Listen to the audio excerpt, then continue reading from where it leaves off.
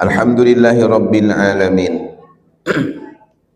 Alhamdulillahilladzi ahyana ba'dama amatana wa ilaihin nusur. Alhamdulillahilladzi anzala sakinata fi qulubil mu'minin liyazdadu imana ma'a imanihim. Ashhadu an la ilaha illallah wahdahu la syarika lah wa ashhadu anna Muhammadan abduhu wa rasuluh. Allahumma salli wa sallim wa barik ala sayyidina Muhammadin sayyidil mursalin wa ala alihi wa ashabihi ajma'in, amma ba'du. Bapak Ibu jamaah yang dirahmati Allah Subhanahu wa taala, kembali bersyukur kepada Allah atas segala karunia nikmat yang telah Allah anugerahkan kepada kita. Hari ini subuh ke-8 di tahun 1448 Hijriah. Ladak terasa 8 hari kita masuk di tahun baru. Alhamdulillah. Semoga bisa selalu memperbaiki diri kita. Amin ya rabbal amin. Karena dengan adanya tahun baru dan kita masih ada di dalamnya merupakan kesempatan untuk memperbaiki diri kita. Banyak orang yang tidak bisa lagi memperbaiki dirinya karena sudah pindah alam, dijemput oleh Allah Subhanahu wa ta'ala. Oleh karena itu, mari kita lakukan hal-hal yang baik di awal tahun ini. Lakukan evaluasi diri tentang diri kita, perbaiki arah hidup, dan mulailah dari hal yang kecil. Tidak usah nak mulai yang muluk-muluk nian, tidak usah. Kecil jadilah, ringan jadilah. Semoga menambah kebaikan untuk kita semua. Amin ya rabbal alamin. Daripada nak berbuat yang besar, yang kecil hilang, yang besar tak tergawi. Kalau bahasa kita tu nak dapat ikan ruan, ikan gabus, ikan seluang lepas. Nah, lebih baik kita tetap mengerjakan atau mendapatkan ikan seluang walaupun tak dapat ikan gabus. Ya. Biarlah beramal dikit, tapi insya Allah beramal dikit, beramal ringan, tapi itu terus menerus, maka itu akan menjadi kebaikan untuk kita. Yang lebih baik daripada amalnya banyak, tapi sekali baik sudah tidak berbuat lagi. Bapak Ibu yang dirahmati Allah Subhanahu wa taala, ada amal yang ringan, bahkan Nabi Muhammad pun dalam sabdanya mengerjakannya dengan ringan. Ya. Pahalanya luar biasa. Saya cuma mengingatkannya baik. Inilah digawe kegalau sama kita. Saya ingatkan ini supaya lebih semangat. Amin ya rabbal amin. Banyak hadis yang cerita tentang sholat sunnah fajar atau qobliyah subuh. Dalam hadisnya Nabi Umar itu ngomongnya yang ringan. Yang bisa berat, yang bisa panjang, ayatnya panjang, alhamdulillah. Tapi kata Rasul, anna Rasulullah sallallahu alaihi wasallam kana idza sakatal muazzin minal azani salatis subhi wa bada subuhu raka'ataini khafifataini qabla an tuqamas shalah. Rasulullah SAW dahulu diam antara azannya muazzin hingga sholat subuh. Artinya ketika ada wong azan tidak boleh ngomong kecuali hal-hal yang penting. Jangan banyak ngobrol. Kemudian sebelum sholat subuh dimulai, beliau terlebih dahulu mengerjakan dengan 2 rakaat sholat yang ringan. Itulah yang disebut dengan qobliyah subuh. Bahkan Aisyah radhiyallahu an, istri beliau, juga meriwayatkan hadis sama. Yusalli atayil fajari idza sami'a azana wa yukhaffifuhuma. Rasulullah itu sallallahu alaihi wasallam setelah mendengar azan, beliau melaksanakan salat sunnah 2 rakaat wa yukhaffifuhuma, dengan cara yang ringan, tidak usah berat-berat ya. Bapak Ibu yang dirahmati Allah Subhanahu wa taala, namun yang bisa ngerjakan berat tidak salah, justru benar. Maka saya katakan tadi, yang bisa berat yang tidak bisa berat ringan baik, jadilah. Imam An-Nawawi mengatakan wong salaf dulu, wong terdahulu kalau ngomong salat qobliyah subuh itu ringannya rakaat pertama membaca suratul kafirun dan rakaat kedua membaca al-ikhlas.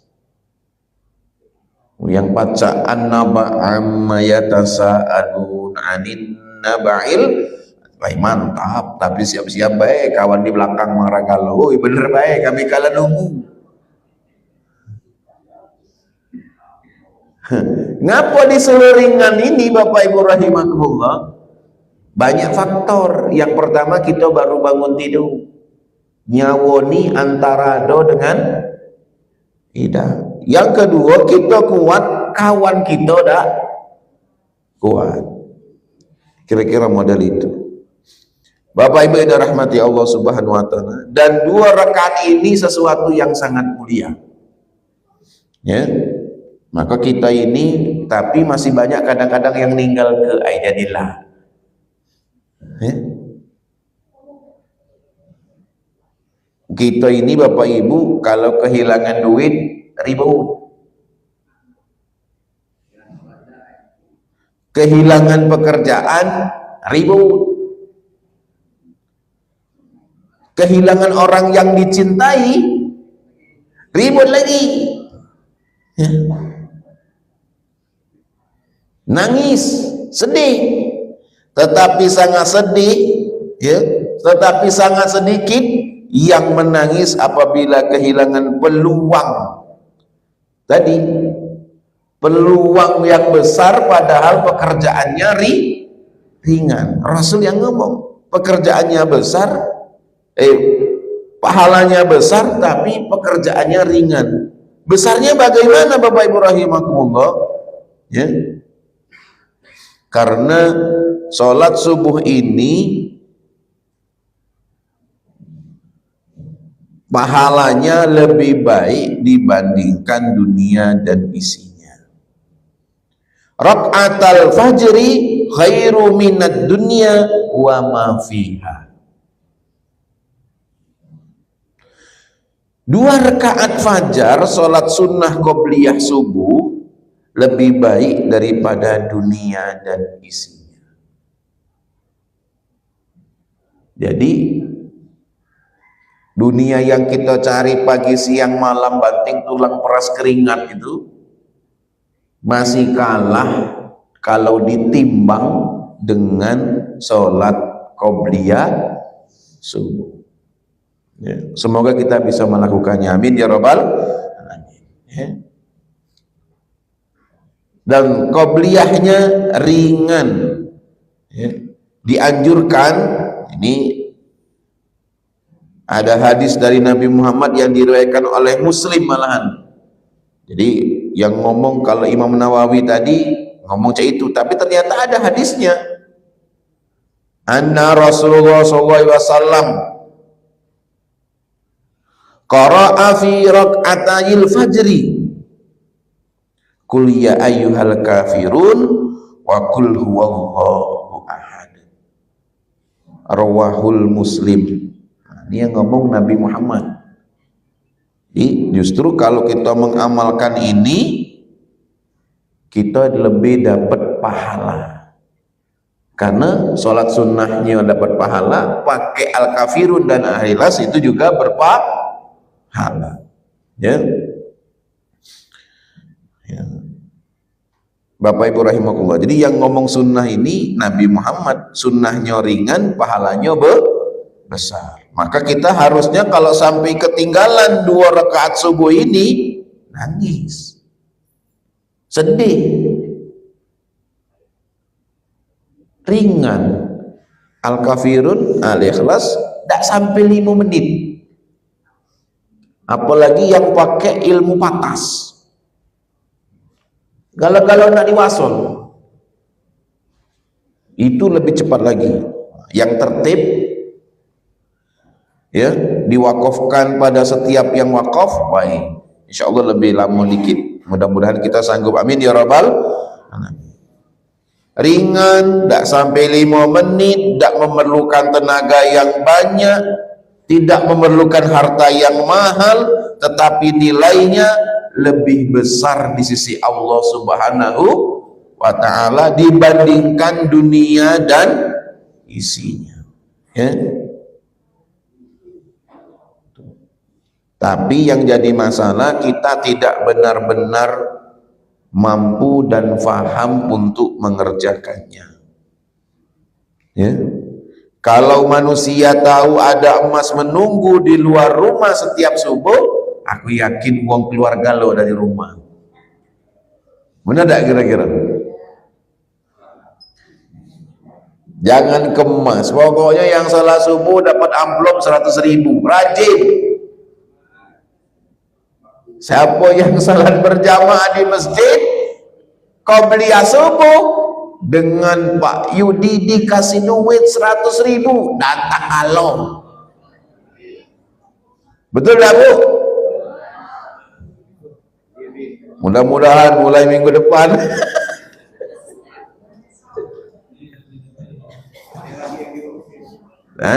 nadinya siapa lagi duit itu?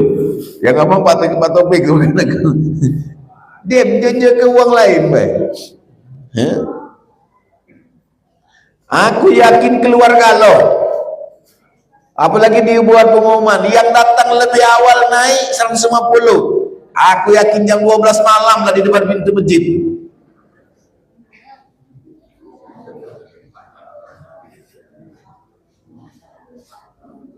Itu yang janji kenyo Haji Yudi, cuma duit 150.000, 100.000 lah. Ini janji Allah.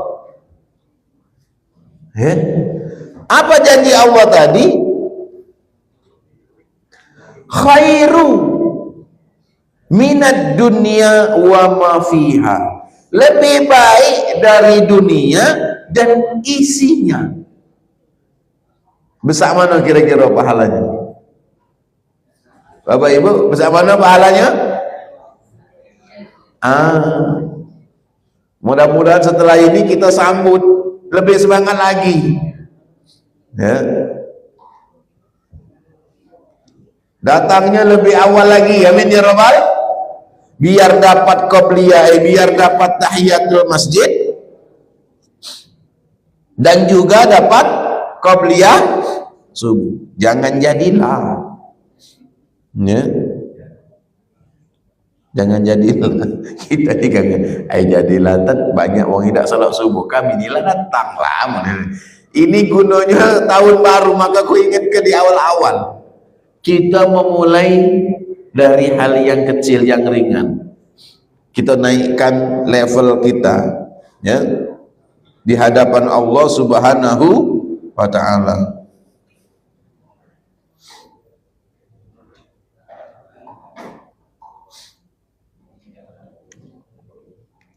Ini dalam Syarah Sahih Muslim ya, disebutkan bahwa Ibu rahimakumullah, anna sunnata subhi la yadkhulu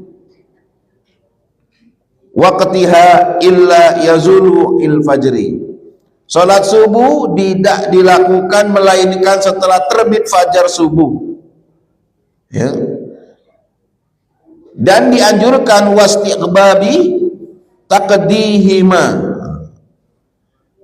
dan salat subuh dianjurkan dilakukan di awal waktu dengan diperingan, jangan diberat-beratkan. Bapak Ibu rahimakumullah, semoga ini menjadi kebaikan untuk kita semua, amin ya rabbal alamin. Dan Sholat qobliyah subuh ini benar-benar istimewa. Ya. Sebagai kesimpulan, ada beberapa hal yang membuat keistimewaan qobliyah subuh ini. Di antaranya, sholatnya hanya 2 rakaat, tak lebih, tak kurang. Kalau zuhur, qobliyahnya 4 rakaat. Kita baik kadang gawe ke cuman 2. Ba'diyah zuhur 4 rakaat. Kita banyak gawe ke 2. Qobliyah asar 4 rakaat. Kita gawe ke nya 2. Inilah jelas-jelas disebut ke dalam hadis. 2 rakaat baik, gawe ke nya ringan baik. Maksudnya apa? Jangan sampai dah digawe ke. Itulah.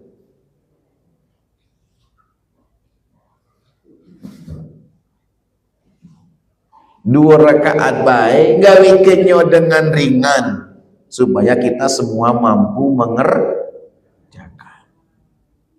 Tapi ingat ya, batasannya bukan berarti yang berat itu dilarang, tidak. Ini kunci supaya semua orang mampu mengerjakan. Ya.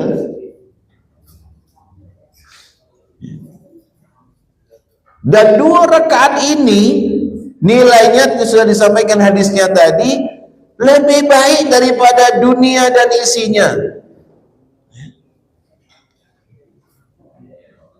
Sedangkan dunia dan isinya itu kalau kita kejar hanya untuk di dunia baik, tidak akan melok di akhirat. 2 rakaat ini dapat dunianya, dapat isinya, insya Allah dapat akhirat. Amin ya rabbal.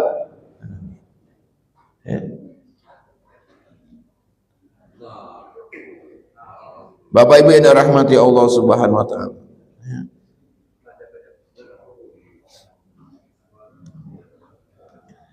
Yang kedua, kenapa subuh ini istimewa?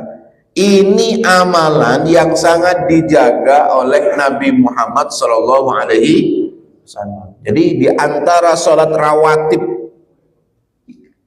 itu sholat sunnah yang mengiringi sholat fardu, yang tidak pernah ditinggalkan oleh Nabi Muhammad walaupun dia dalam keadaan safar, perjalanan. Itu adalah qobliyah subuh. Ngapa? Kalau dalam perjalanan terus sholat yang lain biasanya tidak pakai qobliyah, karena dia dijamak. Malahan kadang kita lah dijamak, dikosor lagi. Zuhur dengan asar, kita dalam perjalanan dah kate qobliyahnya. Ngapa? Kita nak dijamak, 2 waktu digabung jadi 1. Dikosor pula, nak dikurangi. Zuhur 2 rakaat salam, tegak lagi asar 2 rakaat salam. Tapi kalau subuh dak kate, dak baca di jamak, dak baca di asar. Jangan nak nyubuh-nyubuh zuhur di subuh dikosor, dikosor berapa rakaat lagi? Serakaat baik. Dah baca. Nak dijamak dengan salat apa? Duha. Banyak kita ni bukan kukira tu salat duha. 6:30 tegak. Woi, rajinnya lah 6:30 salat duha. Pas ku jinguk di rakaat terakhir pakai kunut. Nah. Duha pakai kunut. Dah tahunya subuhnya ke siang. Dan ini Nabi Muhammad tidak pernah ninggalkannya, Bapak Ibu rahimakumullah. Ya. Yang paling dijaga, walaupun dia dalam perjalanan, ya. Walaupun Nabi Muhammad itu sedang dalam perjalanan,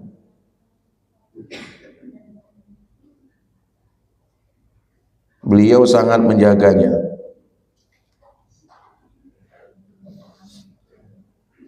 Semoga kita bisa mengikutinya. Amin ya rabbal. Yang ketiga, sholat qobliyah subuh ini menjadi pembuka keberkahan hari.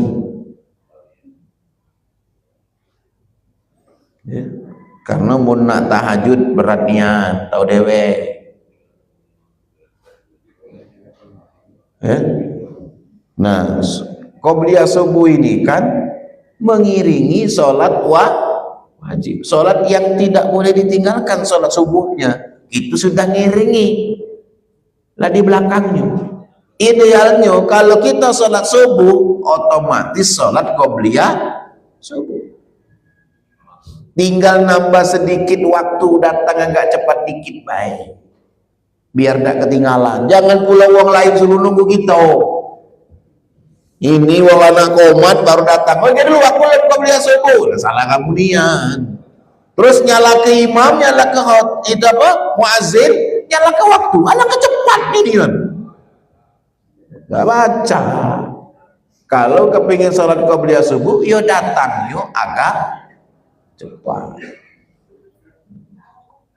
Kukira di masjid ini memang lama nih nunggunya, hampir 15 menit gak salah kau subuh nih. 10.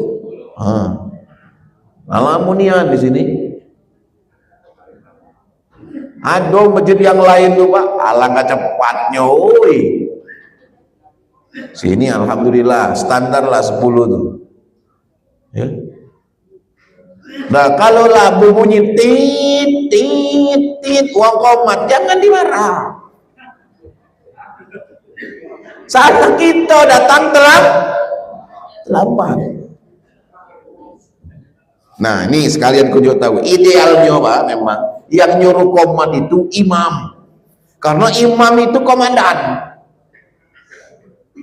Kalau dalam upacara Pak, amanat pembina upacara, barisan diistirahatkan. Nah itu kan yang nyuruh istirahat ke pembina, satu kepemimpinan, baru komandannya nurut yang di belakang kan, istirahat ya tepat. Krak. Oh, itu pesawat beda, pesawat Pak Topik lebih hebat lagi.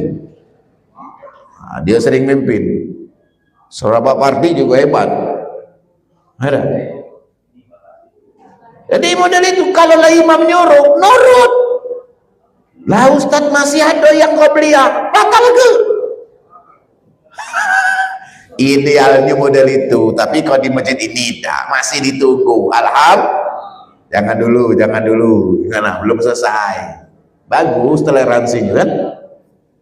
Idealnya jangan ditunggu, tinggal gelang apa kita nih. Ada yang santai-santai, ada yang tadi ada yang pakai baju korpri, ada yang pakai baju tentara, ada yang pakai baju polisi, ngapo nah dinas, apalagi yang dinasnya ke Muratara. Betul Bu?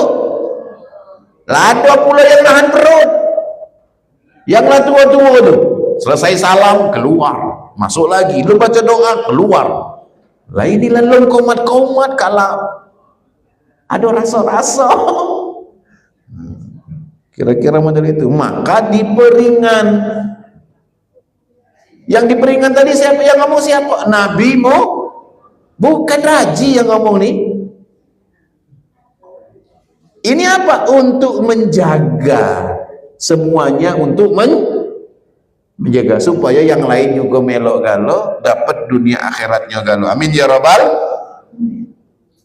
Ya.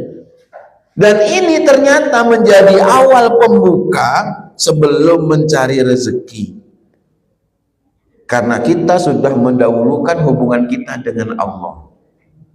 Ya, sebelum mencari urusan dunia, kita lah ngadep Allah dulu. Lah izin dulu, pamit dulu dengan Allah. Ya Allah, setelah ini aku nak ngurusi dunia, minta izin, kalau bahasa gitu. Mudah-mudahan menjadi keberkahan dalam mencari rezeki kita. Amin ya rabbal. Ya. Bapak Ibu rahimakumullah.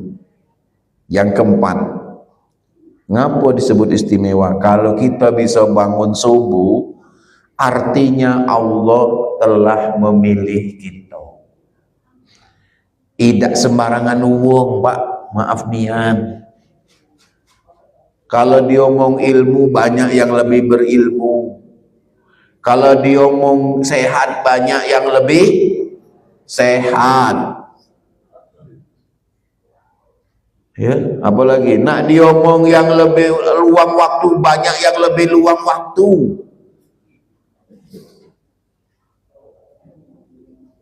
Tapi Allah pilih kita. Bahkan kalau nak ngomong yang lebih dekat rumah, ada yang terkadang rumahnya nempel dengan dinding masjid, tidak boleh keluar.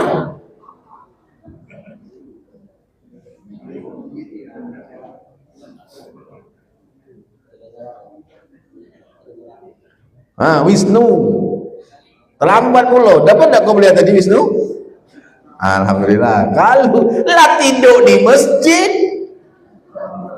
tidak kau beliau subuh. Lama waktu tidur di masjid Wisnu ni. Tidak pula kau beliau. Dia belah Wisnu, minta baik kau. Ini pilihan. Pilihannya Allah memilih kita supaya kita untuk menjadi kekasihnya lebih dekat dengannya, ya. Maka bersyukurlah, tidak semua orang diberi hati yang ringan untuk mendekat kepada Allah Subhanahu wa ta'ala. Aku jinggo ibu-ibu nah, pagi-pagi jalan, ada yang jalan berat tapi masih bawa makanan sambil berbunyi yang tarik kayak krikik krikik krikik krikik. Siapa tuh? Keringanan. Itu hidayah namanya tuh. Kekuatan dari Allah tentang hati yang isinya iman kepada Allah Subhanahu wa ta'ala. Kalau bukan karena iman, sorry baik bagi-bagi datang sini apa gawe? Tapi karena iman kita mencari keberkahannya, mudah-mudahan ini kebaikan yang besar, dan ini adalah nikmat terbesar yang Allah berikan kepada kita semua. Amin ya rabbal alamin. Kita jaga di awal tahun ini, mudah-mudahan sampai kuat di tahun yang akan datang. Amin ya rabbal. Nah, boleh dievaluasi yang tahun kemarin. Kira-kira kau beli subuh aku berapa kali gagalnya? Nah, tahun ini kalau bisa jangan. Kita mulai yang ringan, ya. Dan bisa jadi Bapak Ibu, ya,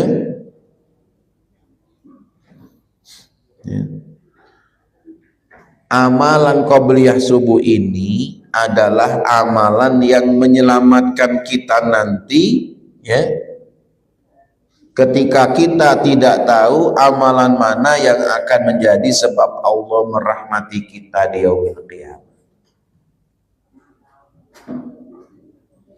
Ya. Kalau Idul Fitri, Idul Adha banyak nyano yang nyingo. Salat Jumat banyak nian yang nyingo. Sedekah itu unsur riaknya lebih tinggi kalau kita tidak menjaga hati. Ya kan? Nah, ini hubungan kita dengan Allah.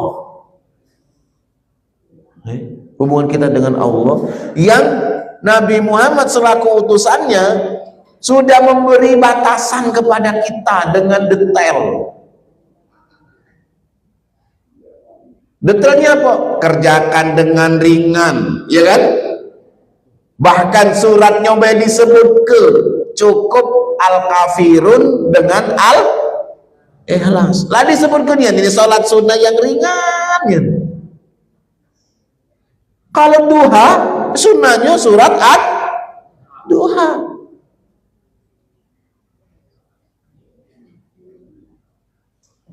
Harus apa lagi tuh? Misalnya Idul Fitri, Idul Adha, ada al-a'la minimal. Ini tidak perlu rame-rame, ya kan? Bahkan tidak mun bahasa gitu, tidak perlu rame-rame, tidak perlu lama-lama. Yang penting digawikan. Semoga kita bisa istiqomah Bapak Ibu. Amin ya rabbal alamin, ya. Jangan pandang ringan sesuatu amalan yang hanya karena kelihatan kecil, ya. Karena di sisi manusia 2 rakaat itu ringan, tapi di sisi Allah beratnya luar biasa. Dan jangan sampai kita menyesal, karena Allah sudah memberikan kesempatan 2 rakaat dengan ringan dan mudah, ternyata tidak kita kerjakan. Semoga setelah ini kita bisa mengerjakannya. Amin ya rabbal alamin. Jazakallah khairan katsir, ihdinas siratal mustaqim, wallahul muwafiq ila aqwamit thoriq. Wassalamualaikum warahmatullahi wabarakatuh.